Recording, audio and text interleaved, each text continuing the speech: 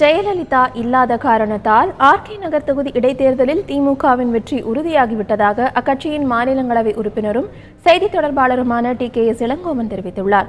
இளங்கோவனுடன் எமது சிறப்பு செய்தியாளர் சலீம் நடத்திய நேர்காணலை தற்பொழுது பார்க்கலாம். ஆர்கே நகர் தேர்தல் களம் தொடர்பாக திமுக MP திரு TKS இளங்கோவன் அவர்களிடம் கேட்கலாம். சார், நேற்று பாஜக ஒரு அறிவிப்பு வெளியிட்டிருக்காங்க. கங்கை அமரனை களத்தில் இறக்கியிருக்கிறார்கள். அதிமுகவில் ஓட்டு பிரியும் நினைக்கிறீங்களா? கங்கை அமரனை களத்தில் பாஜக இறக்கியிருக்கிறத நீங்கள் எப்படி பார்க்குறீங்க?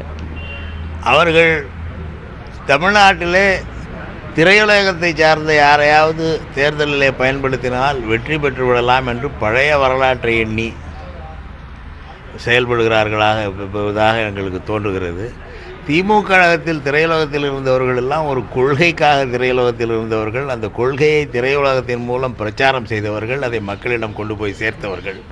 எனவே மற்ற கட்சிக்காரர்கள் திரையுலகத்தினர் பயன்படுத்தினால் அது வெற்றிக்கு வழிகோலாது என்பது அவர்களுக்கு புரியவில்லை.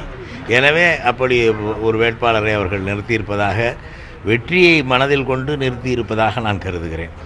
சரி, இப்போது அதிமுகவை விட்டால் மக்கள் திமுகவுக்கு வாக்களிப்பாங்க. 2 பேர் தான் நார்மலாக போட்டி பலமாக இருக்கும். இப்போது ஒரு பிரபலத்தை இறக்கும் பொழுது திமுகவுடைய ஓட்டு பிரிவதற்கு வாய்ப்பு இருக்கிறதா?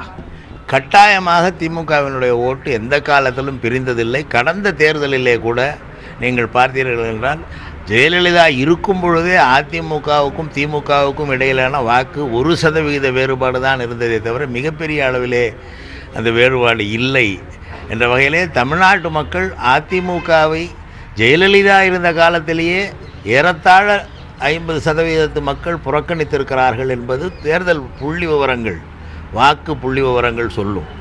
எனவே இப்பொழுது திமுகவின் வெற்றி, ஜெயலலிதா இல்லாத நிலையிலே திமுகவின் வெற்றி உறுதி செய்யப்பட்ட ஒன்றாகவே நாங்கள் கருதுகிறோம்.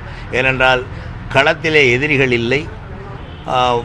ஏற்கின்ற அதிமுகவும் 3 பிரிவுகளாக பிரிந்து இருக்கிற சூழ்நிலையிலே மக்கள் ஏற்கனவே அந்த தொகுதி சட்டமன்ற உறுப்பினரை ஒரு தரப்பினர் கொன்றுவிட்டார்கள் என்ற எண்ணம் கூட அவர்கள் மத்தியிலே இருப்பதாக தகவல்கள், செய்திகள் வருகின்றன.